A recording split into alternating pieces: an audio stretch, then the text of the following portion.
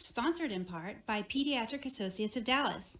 Pediatric Associates of Dallas has been providing excellence in pediatric medicine since 1971.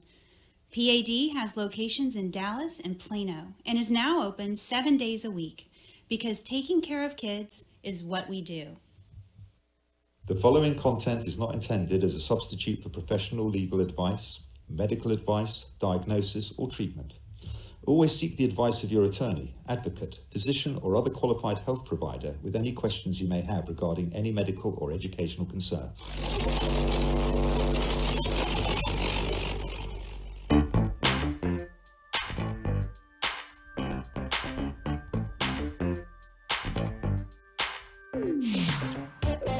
Hi, and welcome to another episode of Empower Dyslexia show and podcast.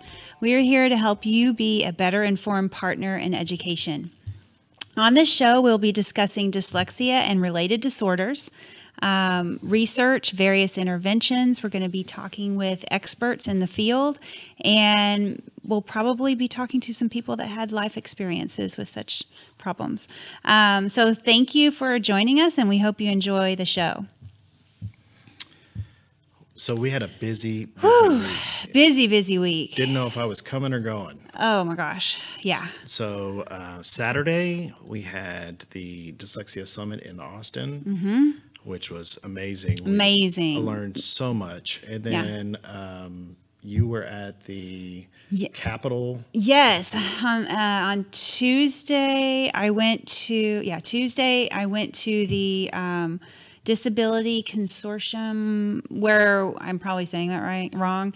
But we talked about what's new in legislation for this legislative session in Texas. So that was really cool. And it was all about disabilities and some of the laws that we are hoping to see and maybe some changes. So that was really cool. And then on Monday, I went to the Garland ISD, had their New Year Dyslexia event. Yeah.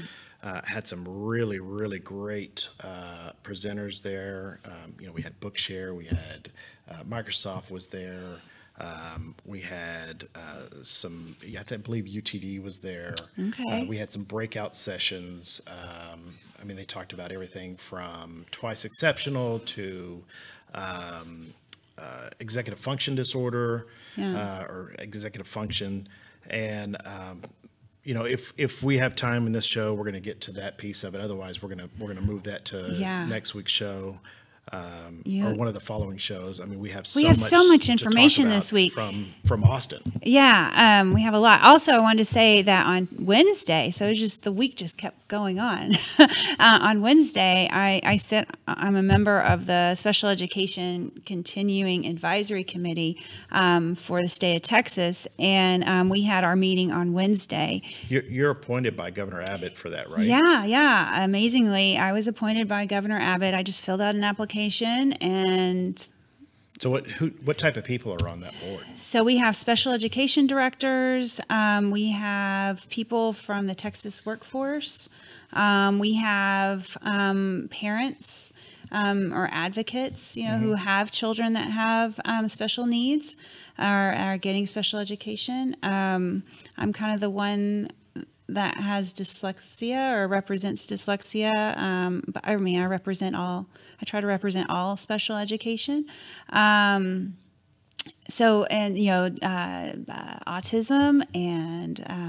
So what I'm hearing is, if we have some of our viewers is interested in being on that type of they just need to apply. Panel. This committee is federally mandated. And so every state has one, and we meet last year we met once a month, about once a month, because there was so much going on with the corrective action plan, making a plan to hopefully make changes for our state after the 8.5 cap. And we work with the TEA. We try to advise the TEA and, make some public comments as a committee. And so on Wednesday, we talked about a lot of things, but the main thing that we really touched on was the newly revised Dyslexia Handbook. So yeah, it was a big week. Well, and for those of you who don't know, the Dyslexia Handbook, you can get a copy of that through any of your region. Like we're Region 10, so you can go to the Region 10 website, or whatever region you're in. You can go to their website and download a copy of the Dyslexia Handbook, the 2018 revised edition, or you can go to TEA's website. They have it on the TEA website. Download it from there. The Texas Education Agency. If your child has dyslexia or one of the related disorders, I highly, highly recommend that you download it, print it, know it front to back. It's only 180. Yeah, it's great reading. 3 pages. Okay, so let's talk about the Dyslexia Summit in Austin. It was such a great summit or conference, whatever you want to call it, that Decoding Dyslexia put on. I was so impressed. We were there on UT's campus yeah. at the auditorium, Hook'em Horns. There was about a little over 500 people that had registered. A lot. So I mean, there was a way ton, more a ton than of people I thought would show up. It was really great that Alta and Austin ISD gave professional development for any of their academic language therapists and or teachers that showed up that needed that extra or that professional development credit. Yes, continuing education.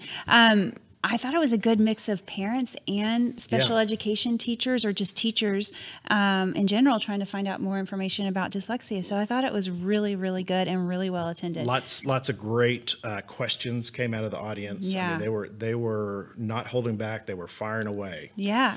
Bookshare was there. International Dyslexia was there. Of course, Decoding Dyslexia, because they put the whole thing on, and understood.org was there too. So just well attended, and I enjoyed being there. I really enjoyed it. It was just good to see. The first presenter, Dr. Anise Flowers, she presented on screenings, dyslexia screening, which, with the Dyslexia Handbook, they now, in the new revised edition, they have said they want screening for every child, not just a couple. They want screening for every child in kindergarten and first grade, and that is starting kindergarten, first grade. That's called child find. Child find. And when we federal law. When we say screening, we're not talking about a test under special education. We're not talking about a FIE. We're talking about like scoliosis, okay? Yeah, like you get your kids checked for scoliosis and we're vision checking your blood pressure, right? Yeah. We're not talking about the full test, dyslexia test under 504. This is just a test that brings up red flags that say it raises the red flag. There may be an issue. We need to look in further and possibly do some more testing. Yeah, right? Investigate a little bit further. So how long do the screenings, the screener that we're using here, or that everybody should be using, about how long do those tests usually take? She said that it took anywhere from 5 to 10 minutes. So not very long. And the teachers can administer it. And yeah, so it's done on a computer. I believe so. Yeah, it's computer on based. iPads or whatever. Yeah. So yes, she did say that it's really fast to grade, and so yeah, she gave us a lot of good information about that. So if you have a child that's in K through second, ask that question: has my child been screened? Find that information out. You don't know unless you ask. Yep. Another great presenter who has. Well, her name is, I was going to say she has a gift for gab, because she's like, got so many degrees. I think one was in, was it linguistics? Yeah. So she's a word person. That's why I said she has a gift for gab, because she knows all about words, and I'm so bad with words. But here we go. Her name is Dr. Kelly Sandman Hurley, and she is of the Dyslexia Training Institute from San Diego. So she came all the way down from San Diego to this conference. So we were so happy to meet her and to talk to her. And she basically said, she gave a great presentation, which we are going to invite her on our show. And we already have, and she said yes. So I'm excited about that. And she's going to talk a lot more about what she presented, which was how to write really good goals for your individual in special education. So when you go into your ARD meeting, yes. in your IEP, you have to write goals And that's the big difference. Individual education plan. Right. So that's the biggest difference between 504 and an IEP or special education. Yes. Is with an IEP, you have specific goals that you're wanting to make sure, you have measurable goals to make sure that that child is progressing. In 504, when you have a 504 plan, you don't have those. You don't have those. So, I mean, we could do an entire show on just this topic alone. And she presented so much great information that I think we would do our viewers a disservice by trying to, cut it down so much. So we're going to do an entire show on goal setting, appropriate goals for your child that has an IEP. For sure. Okay. So our next presenter, Why Fidelity Matters, is what she presented on, Daphne Corner. She has a background in social work, and she is a fierce advocate for children with disability. Daphne. She's down in the Austin area. She did a really good presentation on fidelity. And when we talk about fidelity, when you put a child into, and we hear this a lot, hey, my child was identified, he gets put in, or he or she gets put into the dyslexia intervention class, but at what point do you start that class? You have to start it with fidelity. You have to go from front to start to finish, right? Yes. So for it to actually work. Yeah, for it to actually work. So let's take a listen to what Daphne has to say. Fidelity important.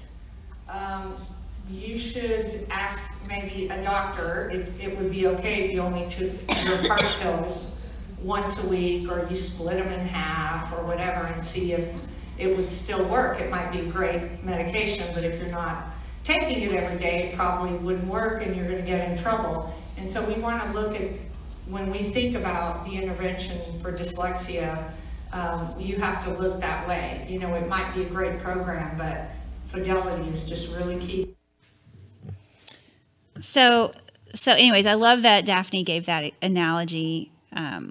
Would you only take your blood pressure medicine 2 or 3 times a week? Or, your doctor tells you, oh, you have high blood pressure. But you know what? I don't feel like taking my blood pressure medicine all the time. I'm just going to take it every once in a while. Right. Your doctor would flip out on you. Well, and you'd get sick, right? Yeah, you wouldn't get any better. Yeah. Your blood pressure would still You'd be high. have hypertension. So let's do the same thing with our kids. Let's do fidelity. Yeah. So what else? So common problem with dyslexia intervention. So talking to parents and teachers and therapists around the country and around our state, we hear a lot of the time, we hear the same things. Things like they shorten the amount of time that we are able to deliver the intervention. They're having us pull double duty. We're not only doing dyslexia intervention, but we're teaching English. We're teaching English, or we're teaching PE, or something like that. Yeah. Great that you've put the resources in to train somebody, but now you're training them, but you're not letting them do it. Right. Because you're pulling them somewhere else. It would be the same thing as saying, hey, we have a doctor on every hospital campus, but you're constantly sending the nurse in. If I don't get to see the doctor, not to say that nurses can't do the same thing. Yeah, don't talk bad about nurses. No, but if I'm coming to see a specific doctor, but you're sending somebody else in. Right. You got to have the person that's specifically trained in that area to receive the best service. Right. So let's hear what Daphne has to say about this. 2, they don't do the program as prescribed. They shorten the days, maybe they shorten the time, they just don't use the dyslexia teacher appropriately. So parents, this is a good thing. I've heard from a lot of dyslexia teachers that say, oh my gosh, I keep getting pulled. I'm not, the principal pulls me for this and that, and I can't get my kids their full time, or they shorten it. You need to really let the school know, let the school boards that we're serious about it, and we need to let those professionals who are highly trained have that full time. because it does not work if it is not done every day, you know, it all has to build. And it does say, again, in the handbook, that you need to do that instruction the way it is prescribed. And they even put an example there. I love that, because any good dyslexia program, if you're doing any remediation program, I could know right away. If somebody says, oh yeah, they're getting help for dyslexia, they're seeing once a week, twice a week. No, they're not. Oh, they see them 15 minutes a day. That's not a dyslexia remediation program. They're gonna have usually 45 minutes, an hour, 4 or 5 days a week, okay? And it even talks about that in the handbook.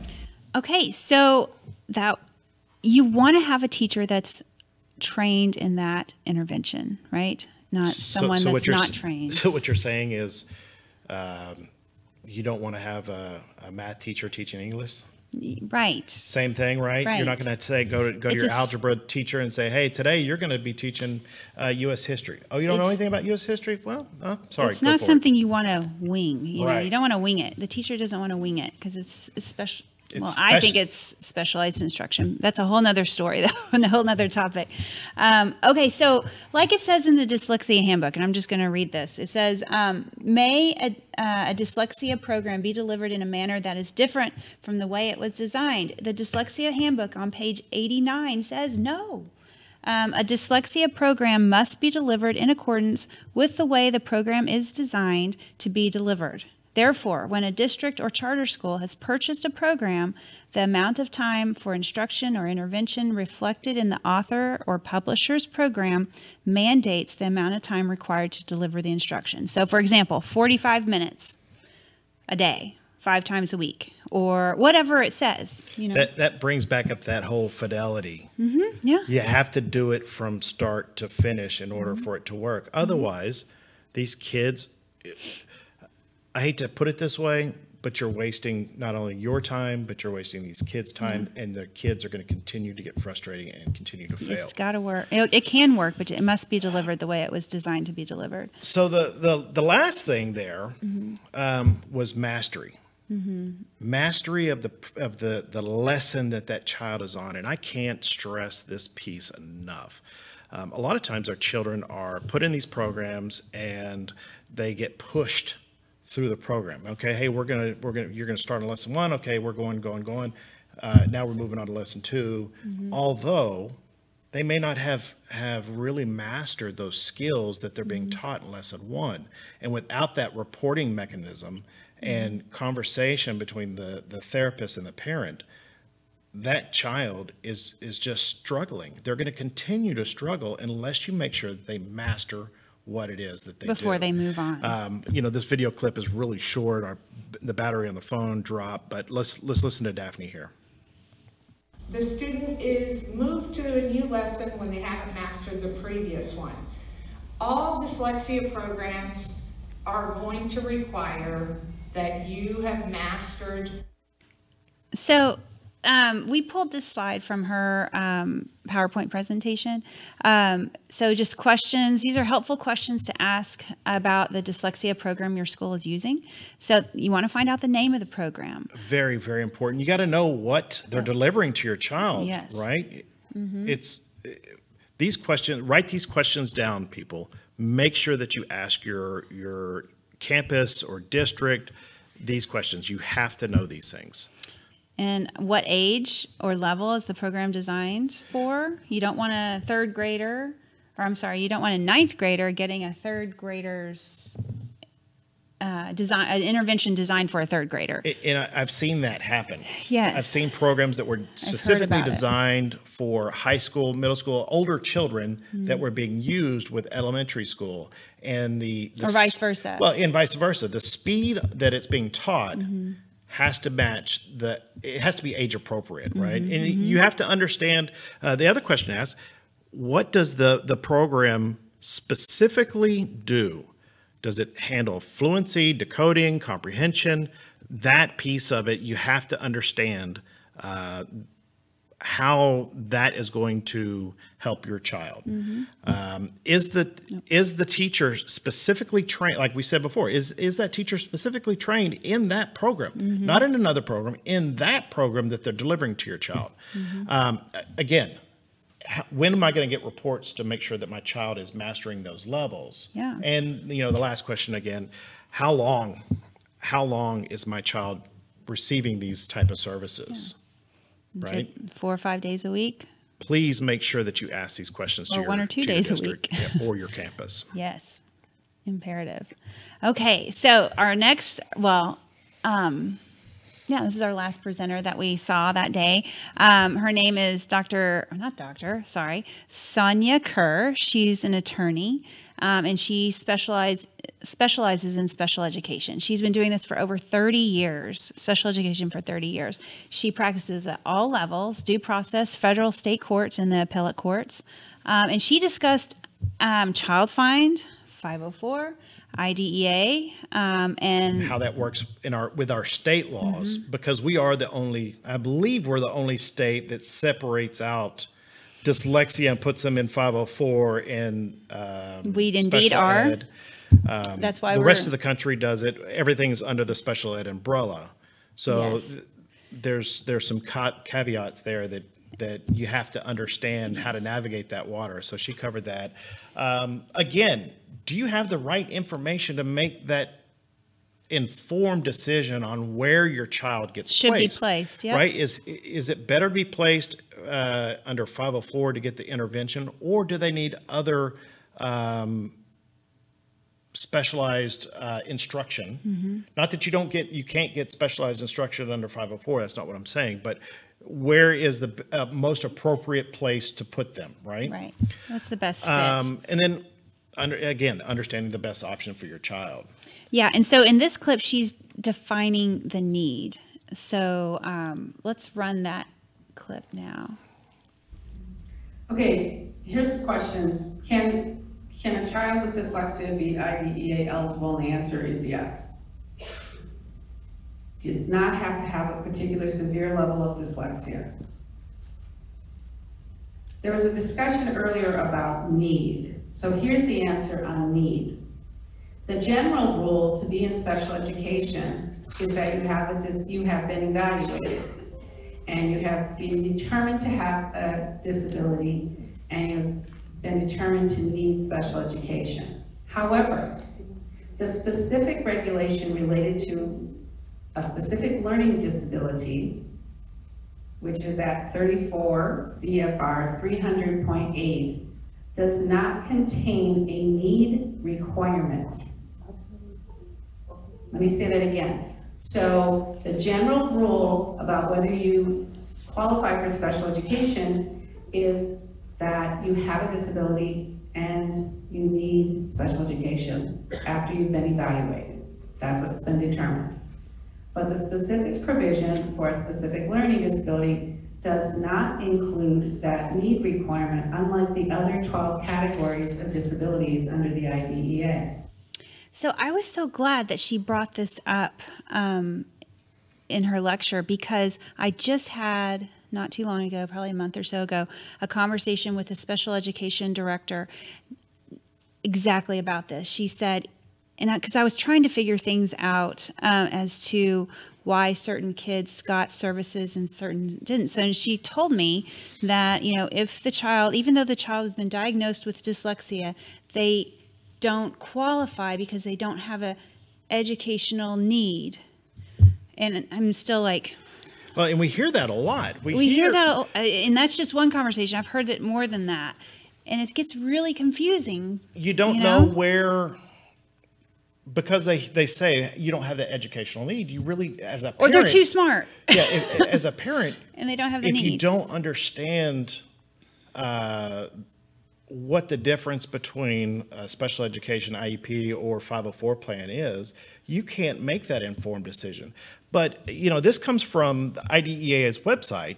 A general specific learning disability means a disorder in one or more of the basic phonological processes involved in understanding. Psychological. Psychological processes involved in understanding or using language spoken, written, that it may manifest itself in the imperfect ability to listen, to think, speak, read, write, spell, or do mathematical equations, including conditions such as perpetual disabilities, brain injuries, minimal brain dysfunctions, dyslexia. There it is. Under Dyslexia. IDEA, it's spelled out dyslexia, black and white, and developmental Aphasia. So don't believe me. It's right there in the federal law. Go to IDEA, It's right Google 300.8, child with a disability. Go down to number 10. It's right there, black and white. Exactly. I looked at it last night. Right. Just to make sure. But I got to tell you, I love that terminology, imperfect ability. Yeah. So let's hear what. Let's roll the next clip, and she talks a little bit more, and it really solidifies the need, that imperfect ability. So let's roll that clip. Okay, so here's the statute. This is the law. I didn't write it, but this is what's in the statute. And this is very important because a lot of times people, well, this is what the school said, or this is what I heard at a conference, or whatever. So this isn't what you heard at a conference. This is a statute, that federal statute.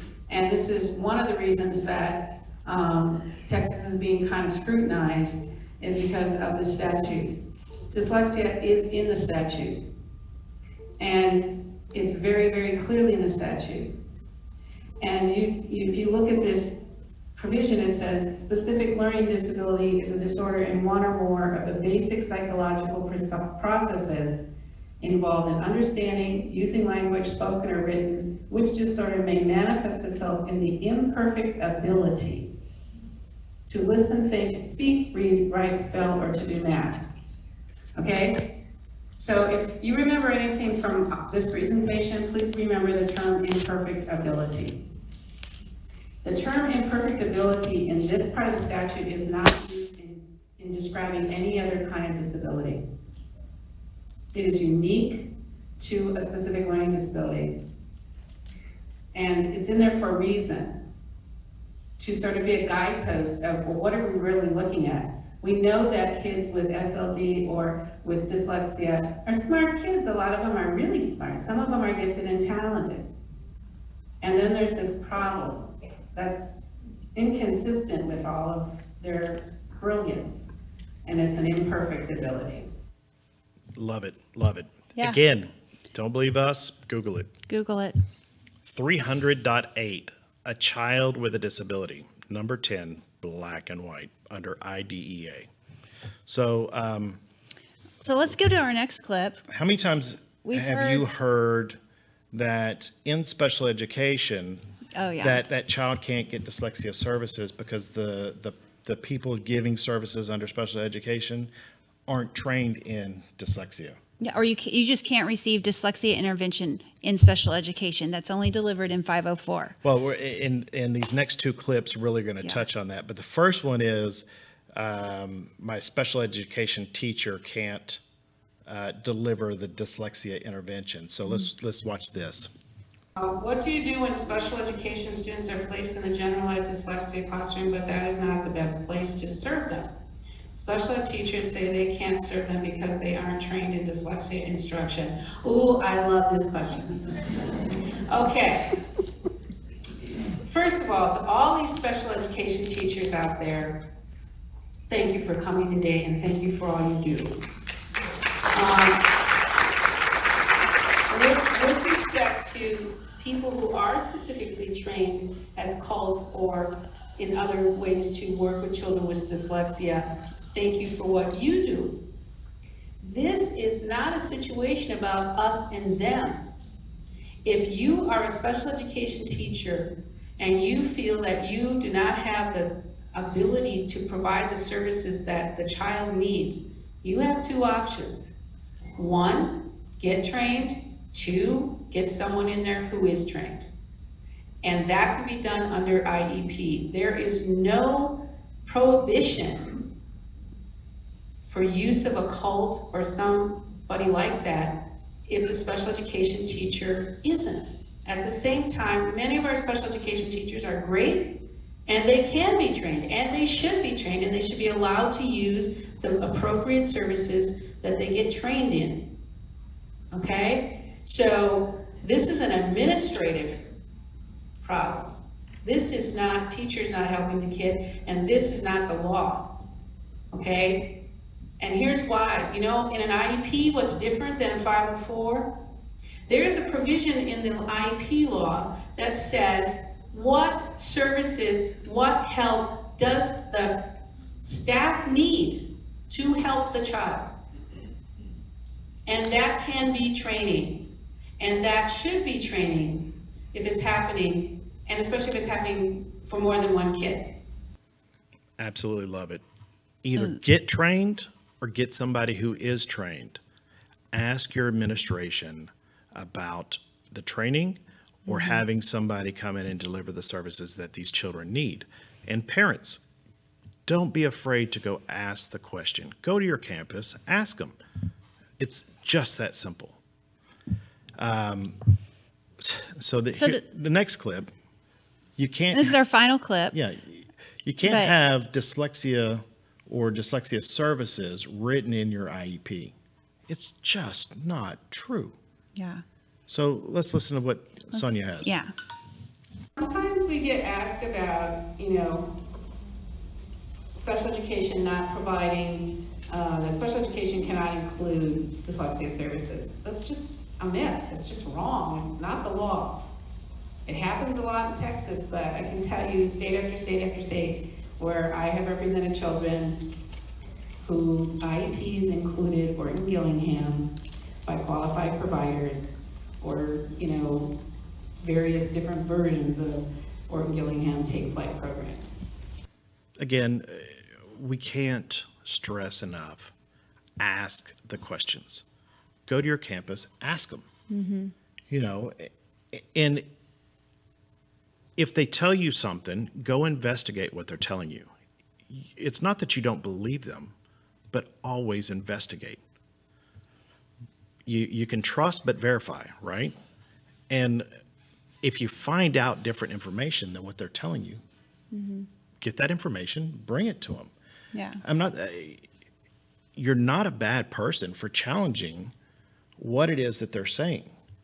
We're all human. We make mistakes. We may not understand exactly what the law says or what the statute says. We're not all lawyers. Right. So I'm not. You know, it's that whole partnering in education. We need to make sure that we have those open lines of communication, that if I as a parent bring something to the school and say, hey, look, what you told me, XYZ, whatever it is, I found some other information that says something completely different. And you know, Can you talk to me about this? Talk to me about it. Let's have some open dialogue. Be that advocate. Be that partner in education. Right. We have our children for 13 years in school. Yeah. We don't have a lot of time to mess around and play the back and forth and he said, she said. Ask the questions. Right? Yes. So I really hope that you enjoyed our presenters, that we came back. I hope you enjoyed the information. I hope it was useful. I hope that it helps you with your journey through special education or 504 or any kind of disability that you're working with right now. So that's what we're here to do, and that's what we're trying to do. What kind of events we got coming up? So, okay, in the North Texas area. So one of the events that we saw coming up was the Highland Park ISD. They're presenting Learning Differences Reframed. That's the name of it. So disability rights, I'm sorry, not disability rights, Decoding Dyslexia, yes. Park Cities, and PCLDA, which Park Cities LD Association, I believe, is what that stands for, and the Highland Park ISD. Have all partnered together? Yeah. Yes, all three of these people have partnered together to speak and advocate on behalf of learning differences. They're having Jonathan Mooney, who's an author and advocate, come on to Okay, speak. yes. And when's that going to be?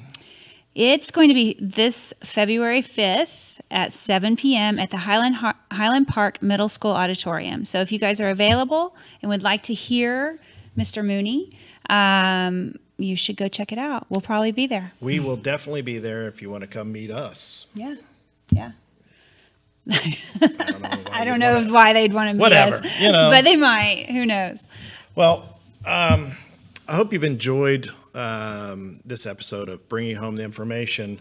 I know that this was a really quick podcast. We covered a lot of information.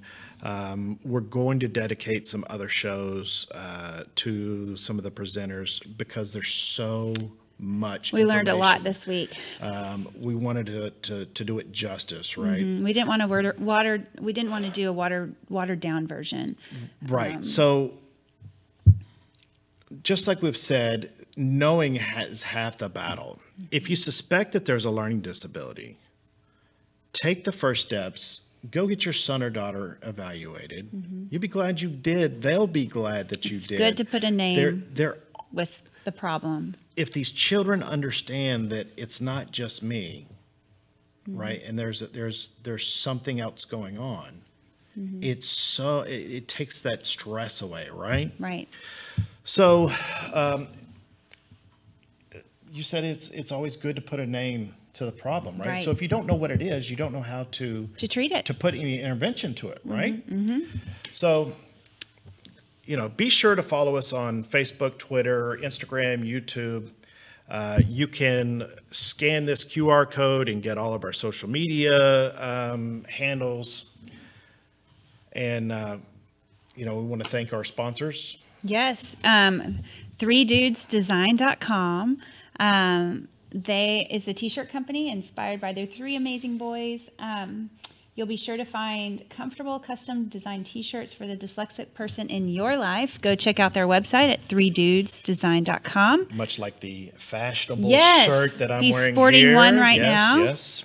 I'll get mine soon. Soon, I'm sure. It's ordered and it's on its way. Yes. So again, thank you for spending this time with us, and we look forward to bringing you more and more information. Yeah. To be that partner in education. Partnering in education. Thank you. Today's podcast has been sponsored in part by Pediatric Associates of Dallas. Our dedicated team is committed to delivering quality and compassionate care to generations of children in North Texas. PAD has locations in Dallas and in Plano and is open 7 days a week.